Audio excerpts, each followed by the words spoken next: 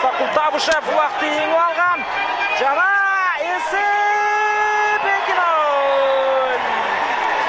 Есеп 2-0 урматтуу мекендештер. Кыяс Ниязов өзүнүн аргымагы менен чоң ылдамдыкты өркүп бара жаткан кезде Тайгазанга жакын баралабы. Биринчи атаандашынан озуп барды жанаргы тууган. Жакшы мүмкүнчүлүк бар. Демек азыр тумак оюнчусу кимис болсо дагы азыр атаандаштын багытын уруп кетүүгө жетишти.